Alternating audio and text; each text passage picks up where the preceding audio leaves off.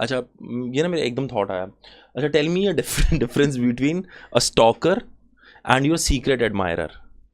So secret admirer is the one who does not reveal their identity, and then they keep praising you. Could be they can send you some messages, write notes to you, and then they always keep praising about you. Even in the gathering of 100 people, there would be like ki, okay, wow, that person is nice and all that, but they won't tell ki why do they like it and what is the reason behind it. और दूसरा क्या था? Secret admirer and Stalker. Stalker ऐसा है कि वो आपकी पल पल की खबर रख रहा है और वो आपको हार्म पहुंचा सकता है. जो सीक्रेट एडमायरर है वो एडमायरर है, सो ही और she won't think to harm you. But जो आपका स्टॉकर है वो आपकी पल पल की खबर रख के आपकी रियल टाइम प्लेस पे पहुंच सकता है और आपको एकदम धप्पा कर सकता जिना है. आपने जो बताया ना, this is more like an advocacy of thing. नहीं, ये मेरे साथ हुआ है. क्योंकि नहीं, मैं आपको ना, this is what I have observed. Okay, a secret admirer is a person who looks good, and if he doesn't look good, then that person becomes a stalker for women. no, I don't agree. Secret admirer is the one गलत who बोला मैंने कुछ? So the secret admirer is the one जो आपको पसंद करता है और आपकी हर छोटी बड़ी चीज उसके लिए बहुत मायने रखती है. अब मैं अगर बात करूं कि आपकी लाइफ में रहा है कोई secret admirer? oh, there are many. You do not know them. I don't know them, but I keep receiving the messages. I keep getting like lot of ways, the indirect ways, the compliments, the gifts and the praisings.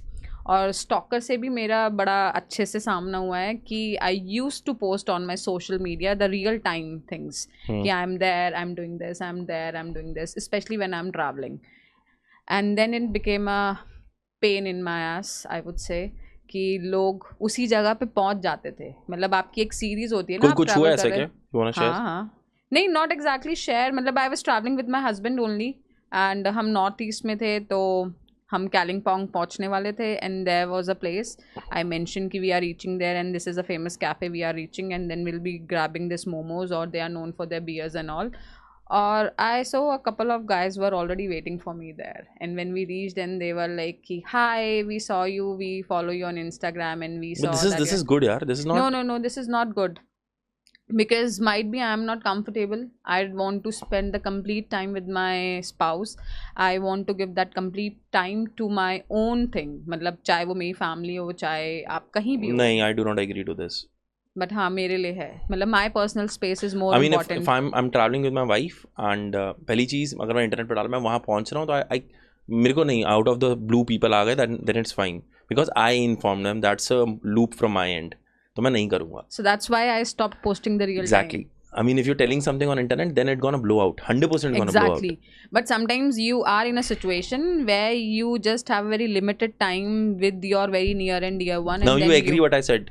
Yeah, I agree. 1-0. ठीक है. लिख ले.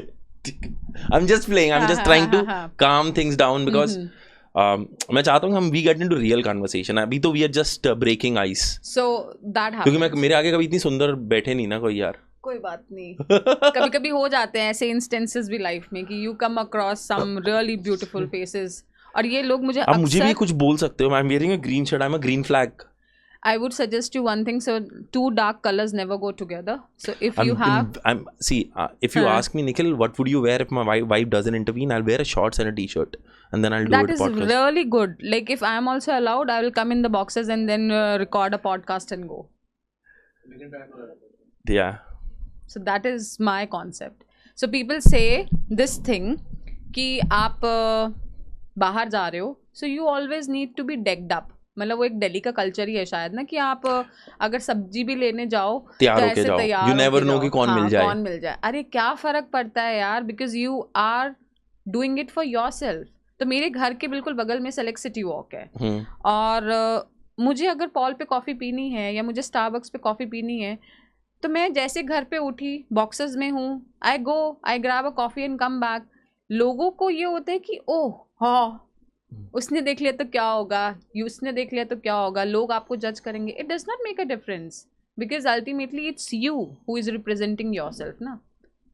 आपके thoughts matter करते हैं, आपका वेशभूषा इतनी नहीं मैटर करती.